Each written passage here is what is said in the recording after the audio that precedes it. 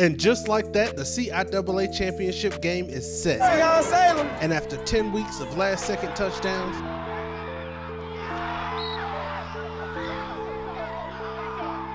fourth quarter punt blocks,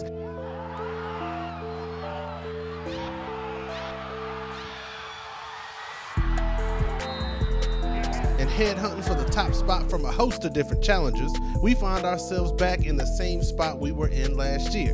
The Fayetteville State Broncos versus the Bowie State Bulldogs, two teams that have dominated their respective divisions for the past few years. But this sequel has a different cast of characters on one side and an entirely different mentality on the other.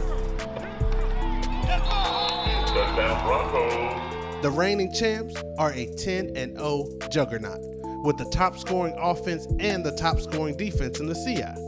And aside from a single-digit scare against an upstart Shaw University squad, the Bulldogs have handled business by at least 10 points in all their other wins.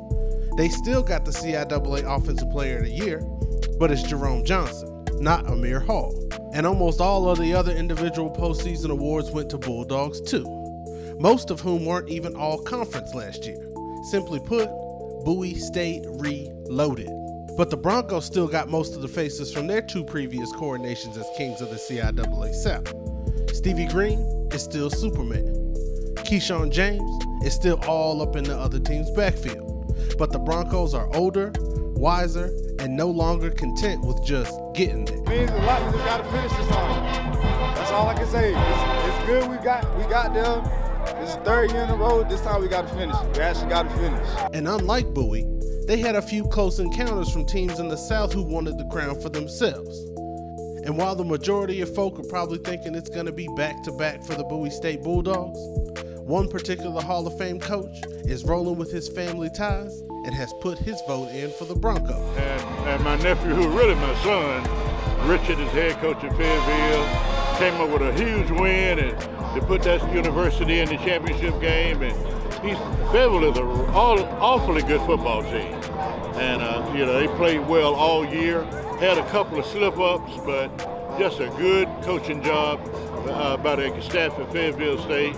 And they've got some good athletes, and I really expect them to win the CIAA championship. But at the end of what's going to be a cold evening in Salem, Virginia, there will only be one team that gets to call themselves champions of the CIAA.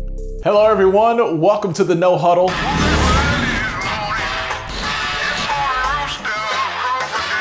Yeah, we here. You already know what it is. For the HBCU game day, we ain't tiptoeing. We saw the champions. We saw the bands. We saw the cheerleaders, we saw the fans. They say on any given Saturday it's possible to win. So let's talk about the season from the start to the end. We saw the champions, we saw the bands, we saw the cheerleaders, we saw the fans. They say on any given Saturday it's possible to win. So let's talk about the season from the start to the end. Winner don't win you no game. They did all that talking. Why they talking that now? Why they talking that? Tell them to bring me my money. Yeah! We saw the champions, we saw the bands, we saw the cheerleaders, we saw the fans. They say on any given Saturday it's possible to win. So let's talk about the season from the start to the end. The No Huddle is coming to Aspire TV this fall, Saturdays at 1:30 Eastern.